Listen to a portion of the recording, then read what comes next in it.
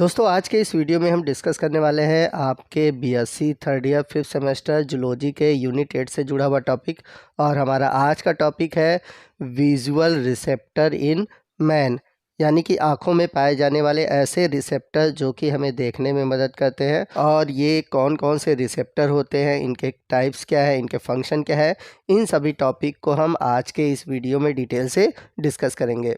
तो यदि हम बात करें ह्यूमन आई के स्ट्रक्चर की, तो आप सभी जानते हैं कि मानव की जो नेत्र है वो 3 भागों में बटी होती है। सबसे पहला भाग है आउटर फाइब्रस लेयर, जिसमें कि स्क्लेरा और कॉर्निया पाए जाते हैं। वही अगर हम बात करें मिडिल वस्कुलर लेयर की, जिसे हम यूवियल ट्रैक्ट भी कहते हैं, और इस भाग में कोरॉइड, सिलेरली बॉडी और आइरिस पाए जाते हैं।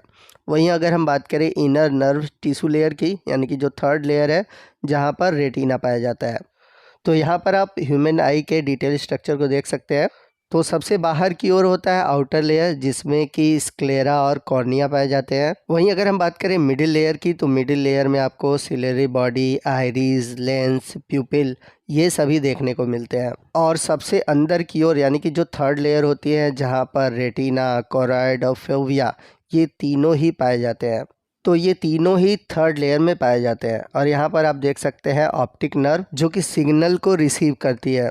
तो आइए सबसे पहले हम बात करते हैं स्क्लेरा की। तो आई में आप देखें जो वाइट पार्ट होता है वो होता है स्क्लेरा, ठीक है।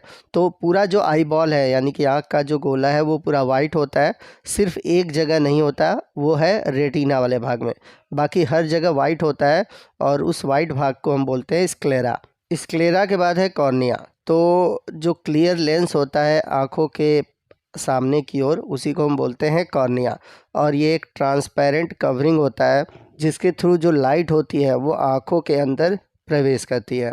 तो इस तरह से कॉर्निया क्या करती है, लाइट को एंट्री प्रदान करती है, लाइट को रास्ता प्रदान करती है, और जो लाइट है उसको फोकस करती है रेटिना के ऊपर।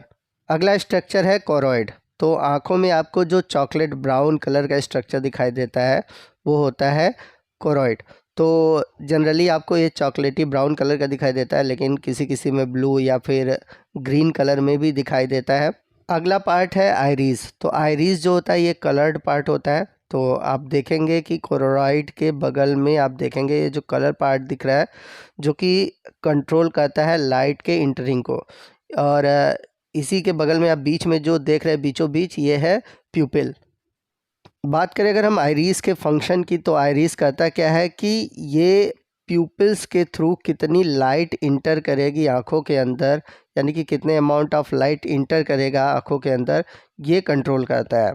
आँखों का अगला जो पार्ट है वो है प्यूपिल, यानी कि आँखों में जो एक आपको ब्लैक होल दिखाई देती है वही होता है प्यूपिल। और इसी होल के थ्रू जो लाइट होती है वो अंदर जाती है। तो आइरिस पे कुछ मसल्स होते हैं जो कि प्यूपिल्स के साइज़ को कंट्रोल करते हैं। जैसे कि अगर इन्वायरमेंट में लाइट बहुत अधिक होता है तो जो प्यूपिल है वो सिकुड़ जाता है, लेकिन अगर माध्यम में जो लाइट है वो कम होता है तो जो प्यूपिल है वो फैल जाता है। तो मतलब कि अमाउंट ऑफ लाइट पे इसकी जो साइज़ होती है वो घटती है और बढ़ती है।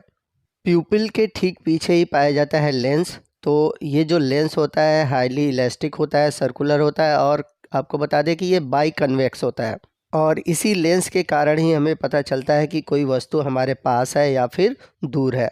लेंस के बाद नेक्स्ट हम बात करते हैं रेटिना की। तो जो रेटिना है, जैसा कि मैंने बताया था कि ये सबसे इनर मोस्ट लेयर में पाई जाती है, जिसमें कि कुछ लाइट रिसेप्टर होते हैं जिन्हें हम रॉड सेल और कोन सेल कहते हैं।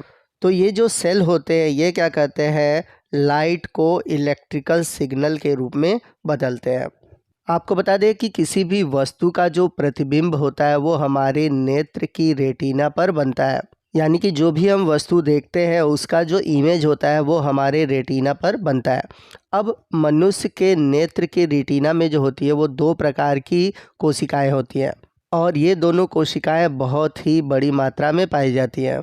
तो कहने का मतलब ये है कि आँखों की रेटिना में लाइट रिसेप्टर कोशिकाएं पाई जाती हैं। अब ये जो लाइट रिसेप्टर कोशिकाएं होती है 2 प्रकार की होती है। पहला है रॉड सेल, यानी कि शलाकाएं, और दूसरा है कोन सेल, यानी कि शंकु कोशिकाएं। तो आइए इन दोनों लाइट रिसेप्टर सेल के बारे में हम डिटेल से जानते हैं और एग्ज़ाम के पॉइंट ऑफ व्यू से देखा जाए तो यही एग्ज़ाम में आपके पूछे जाएंगे। तो सबसे पहले हम बात करते हैं रॉड सेल की। तो संरचना की दृष्टि से देखा जाए तो ये ऐसी कोशिकाएं होती हैं जो कि साइज़ में लंबी, पतली और बेलनाकार होती हैं, अथवा ऐसी कोशिकाएं जिनका आकार रॉड शेप्ड होता है, इसलिए इन्हें हम बोलते हैं रॉड कोशिकाएं या फिर रॉड सेल। अब बात आती है कि ये रॉड सेल करते क्या है। तो ये जो रॉड सेल होते हैं ये लाइट यानी कि जो तीव्र लाइट होती है उसके प्रति ये बहुत ही एक्टिव होते हैं। कहने का मतलब ये है कि ये जो कोशिकाएं होती हैं अंधेरे और प्रकाश के बीच अंतर को पहचानने में हमें मदद करती हैं। आपको बता दें कि इस रॉड सेल के अंदर एक पर्पल कलर का पिगमेंट पाया जाता है और उस पिगमेंट को हम बोलते हैं रोडोप्सिन। आइए नेक्स्ट हम बात करते हैं कोन सेल की। तो रेटिना की कुछ ऐसी कोशिकाएं होती है जो कि मोटी और छोटी होती हैं और अगर इनका शेप देखें तो कुछ कोन शेप्ड होती है यानी कि शंकु के आकार की होती है, इसलिए इन्हें हम बोलते हैं आई कोन या फिर कोन सेल। अब ये कोशिकाएं करती क्या है, ये कोशिकाएं रंगों को पहचानती हैं। तो रेटिना की ये जो कोन सेल होती हैं ये कलर यानी कि लाइट में अगर कोई कलर है तो उस कलर के लिए सेंसिटिव होती हैं।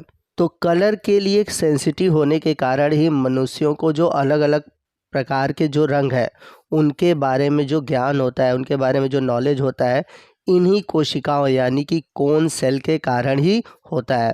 यानी कि हमें रंगों के बारे में पता करना हो कि लाल है, नीला है, पीला है या कोई भी कलर है, वो हमें किसके थ्रू पता चलता है, ये पता चलता है कोन सेल के कारण। और इस कोन सेल में एक पिगमेंट पाई जाती है, कलर पिगमेंट पाई जाती है जिसको हम बोलते हैं आयोडोप्सिन। तो याद रखिएगा कि रॉड सेल में रोडोप्सिन था और कोन सेल में आयोडोप्सिन है। यहाँ पर आपको एक इंटरेस्टिंग फैक्ट बता दें कि जैसे कि मधुमक्खी की बात करें तो मधुमक्खी की आंखों में एक विशेष प्रकार की शंकु सेल होती है यानी कि कोन सेल होती है जो कि केवल पराबैंगनी प्रकाश यानी कि अल्ट्रा वायलेट रेस के लिए सेंसिटिव होती है, मनुष्यों की तरह कलर के लिए सेंसिटिव नहीं होती। तो इस तरह से देखा जाए तो जो शहद वाली मक्खियाँ होती हैं ये अल्ट्रा वायलेट रेस को देख सकती हैं, लेकिन जो मनुष्य है ये अल्ट्रा वायलेट रेस को नहीं देख सकता। उसी तरह अगर हम बात करें मुर्गे की, तो मुर्गे की आँख में जो रॉड सेल होती है यानी कि जो दृष्टि शलाकाएँ होती है वो बहुत कम होती हैं, इसलिए जो मुर्गा होता है वो सूर्योदय में ही जाग जाता है और भाग देने लगता है। इसका रीज़न ये है कि मुर्गे की आँख में जो रॉड सेल है उसकी संख्या कम है और उसकी संख्या कम होने की वजह से इसे केवल तेज प्रकाश में ही दिखाई देता है, कम प्रकाश में इसे दिखाई नहीं देता, इसलिए सूर्योदय होते ही ये जाग जाता है और अंधेरा होते ही ये क्या करता है, सो जाता है। तो रीज़न क्या है कि जो रॉड सेल है उसकी संख्या जो है इनकी आँखों की रेटिना में कम है।